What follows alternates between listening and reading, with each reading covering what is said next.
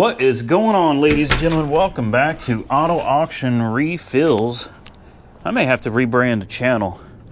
Today, today we take the C7 back to Bob Howard Chevrolet, and while it's there, I'm going to see if they can take care of the, when I got it back, this rear bumper was not put on properly. As you can see, we've got a lip right here. You can see my nail literally catches that. Okay, this whole back bumper, it's sticking out here. It's lopsided. Just look at this. I don't know how well that comes out, but right here, if my finger runs into this, you know what I mean? Like there's a lip right here on the bumper. The trunk is closed too far down here, but right here, you've got this sticking up. Like it's just all messed up, man. Then over here it looks good, right? Over here it looks pretty good. But yeah, the back bumper is not right. Hasn't been right since I got it back. I was so happy to finally get my Corvette back. I didn't want to take it and drop it off at service again. You know what I mean?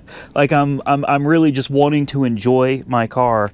So since it's got to go back anyway, we might as well get that taken care of too. And I'm going to ask them to be extra careful, because I paid to have this paint corrected and coated.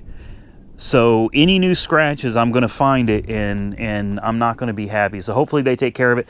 Let's get it down to the dealer and let's see what they're going to do. All right, here we go. Boy, it seemed like it cranked a little long, didn't it? I'm telling you, man, I ain't trusted it. I'm just not. It's sad. Now, I'm not going to be hard on it today because the check engine light's on. I'm going to be real ginger with it and just get it up there and get it gone.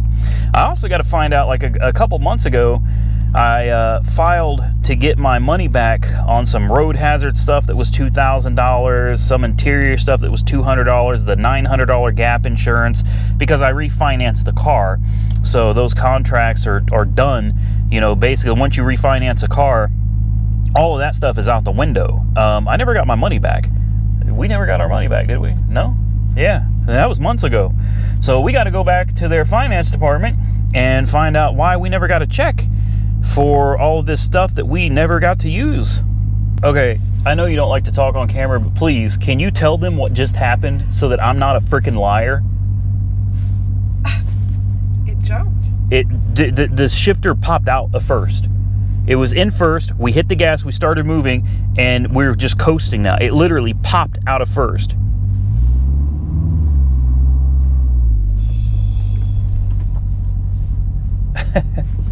Let's see if it does it again. This time I got the camera rolling. Of course it do it when it's not on camera.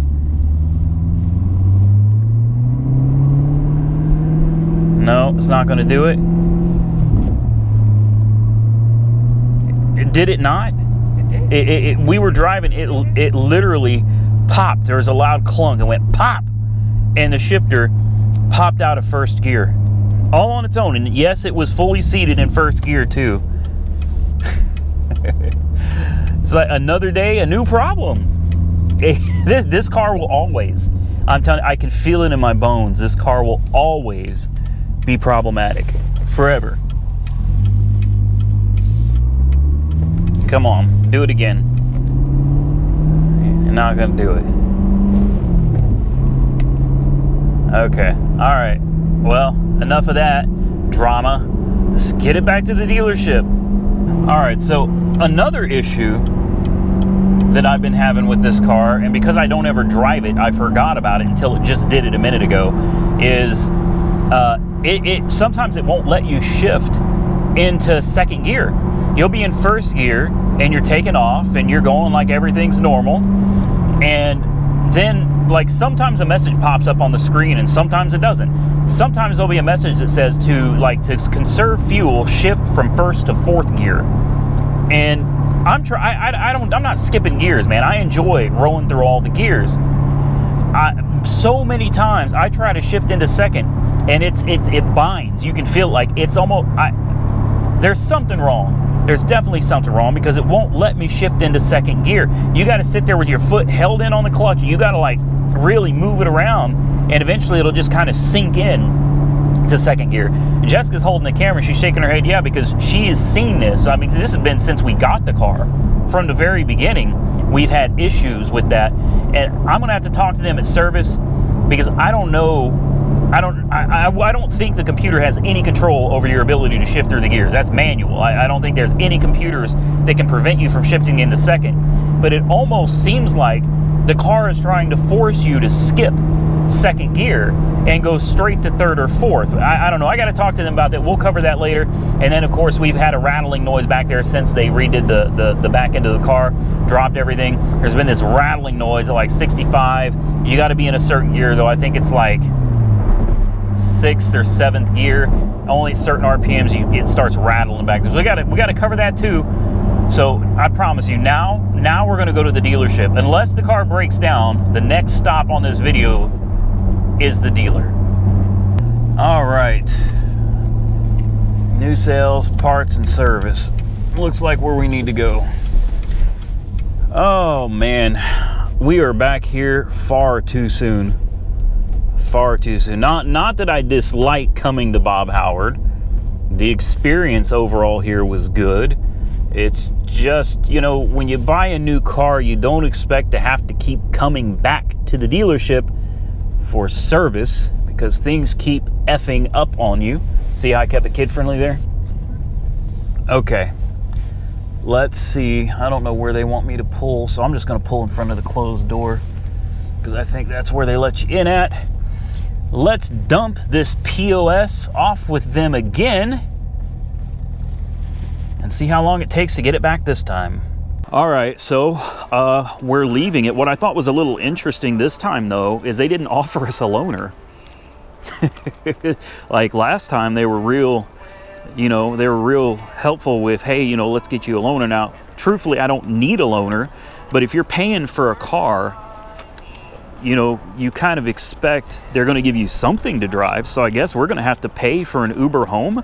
I got to go talk to the manager of the dealership up here is what I'm going to do. And, you know, are you guys going to give me a ride home, or are you going to pay for my Uber? Like, how's that going to work? And then we got to find out what's going on with these service contracts here. And yeah, we'll be back. All right, so here we are. The Z01 is still sitting here. They ought to give me a good deal on this one, man, because it don't look like anybody's going to buy this car.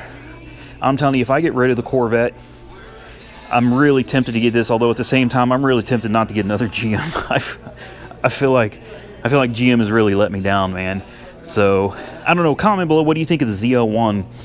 It's definitely been on my mind for a while. Truthfully, though, I know this car is extremely powerful, and it's definitely track ready, but just keeping it real with you guys, I'd rather have the Corvette. I mean, that's just me. You know, horsepower is great, but you know, you can have all the horsepower in the world. It doesn't do you any good if you don't know how to use it, or if you're not able to use it. You know, this is really a track car. This is Z01 1LE. Look, it's got slicks on it, man. You know what I mean? It's got slicks. This is not a car that you're going to want to take out on the street until you at least get the tires changed on it. I don't know. I'm going to talk to them real quick, and we'll see what we can do. If not, we may just wait until they lemon law the Corvette, and, you know, maybe we'll come back and exchange it, or maybe we'll just get rid of it altogether, and I'll just drive the Marauder. Comment your thoughts below. All right, so a few hours later, it's not the outcome I had hoped for. I'm more than disappointed in this whole experience at this point. So I've got to call. In fact, I gotta make this part of the video, and I got to get off here, and I got to make a phone call, because I've got to call GM to start the process for this whole buyback thing. Let me tell you what I expected, or what I hoped, and then you guys can comment below and tell me if you think I was fair, or if you think I'm not being fair. What I expected is for them to take my Corvette back, not take it back and eat the loss for themselves entirely. I thought, you know, it'd be fair to split the loss. So right now, their trade-in appraisal on my Vette was $43,000. I owe $57,000. Yeah, $57,000. They offered me $43,000. That leaves me $14,000 upside down. Now, I've got the money. I could, if I chose to, I could pay the $15,000 and wash my hands of this Corvette and be done with it right now, today.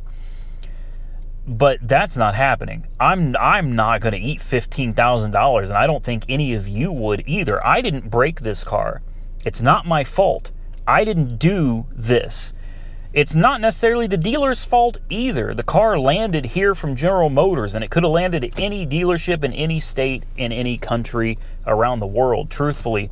So it's not the dealer's fault either, but I think the fair thing to do would be for the dealership to say, you know what, we'll meet you halfway. We're sorry that this has been a hell of an inconvenience. We're sorry that you had all these problems. We want to make it right. We're going to eat $7,500 or $14,000 difference. We'll eat $7,000 if you are willing to pay $7,000. And you know what? As much as I would hate to toss $7,000 out the window to avoid having to go through this legal BS of going through the lemon law, I would have paid the $7,000 today. Like that. They've got two used ZL1s sitting out there. One's a 2018. They want 50 grand for it. That's a steal for a ZL1. They've got a 2013 ZL1. It's $34,000. Both cars are very low mileage, and I would have done that. I would have done that deal. I'd have said, you know what, here's the deal. You eat 7 grand, I eat 7 grand. Let's wash the Corvette clean, and then let's go over here and I'll buy another car from you. So the dealer wouldn't even be losing $7,000. Unfortunately, after talking to them, I've talked to everybody here, like everybody, and nobody can give me a better deal than that. So basically what I am told today, short version of the story, is they'll give me $43,000 for my car, which is $2,000 more than they would have given anybody else. So the dealership is willing to eat 2 grand, which of course they'll make up on the back end of something else. And they want me to eat $14,000. Does that sound fair to you? Maybe I'm just being selfish. Maybe it is completely fair. I don't feel like it is, so I'm not doing it. As much as I would love to go pick up another, they've got a Scat Pack over here too. They've got an M4, a 16 M4. There's plenty of used cars. I would love to go over there and just get rid of the Vette and be done with it and start over with something else.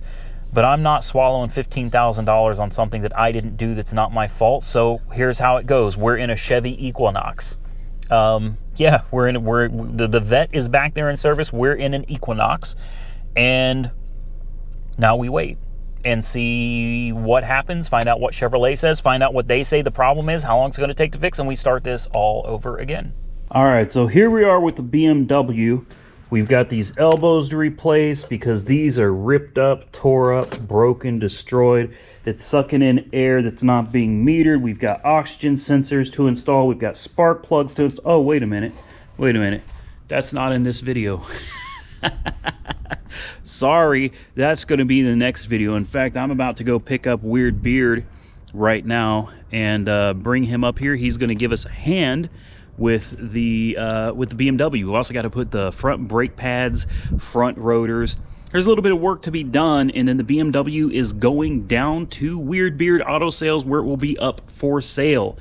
No, we are not replacing the interior. No, we're not replacing the window tint.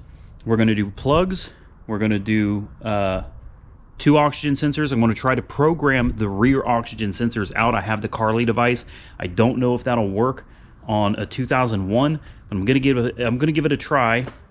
So stay tuned for the next video where Weird Beard and I try to get this thing back together. And yeah, definitely check out his video because he's going to be driving it an hour on the highway back to Weird Beard Auto Sales. So hey, that's always a good test for these cars, man. If they can make them down there, then you got a good deal, man. The car is going to be all right. As for the content of this video, to finish this video off with the Chevy dealership, I was really hoping I'd hear something from them today, so I put off finalizing this video until, I mean, it's almost 5 o'clock on Saturday. I haven't heard anything back from Chevrolet.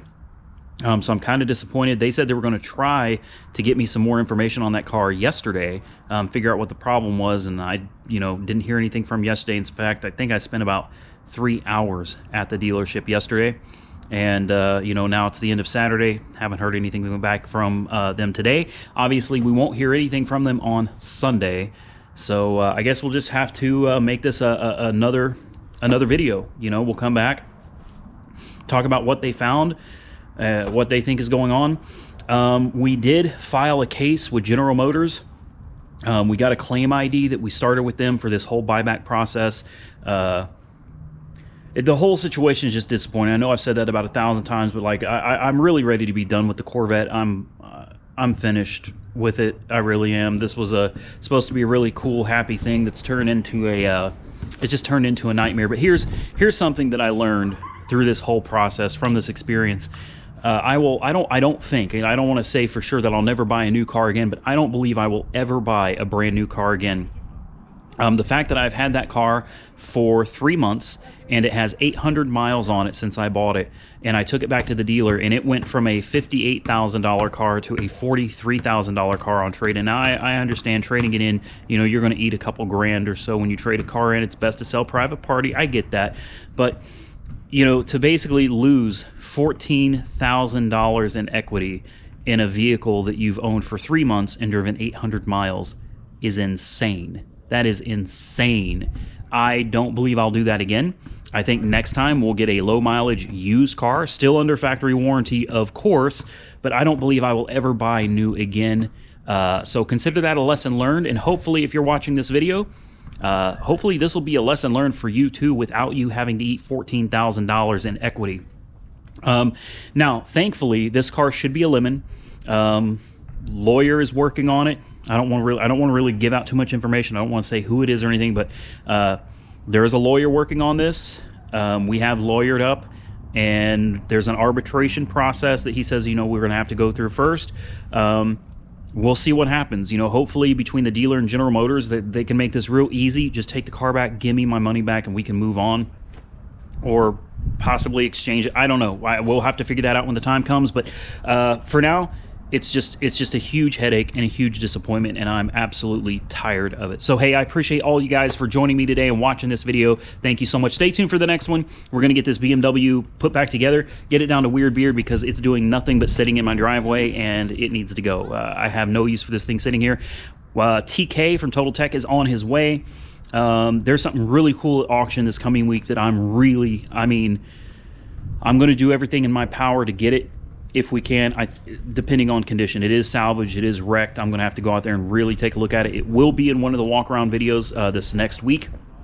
So with that, if you like the content, give the video a big thumbs up. If you didn't, give it a big thumbs down. You can follow me on Facebook and Instagram, Auto Auction Rebuilds. Until next time, stay safe out there, buddy. I will catch you all very soon in the next one.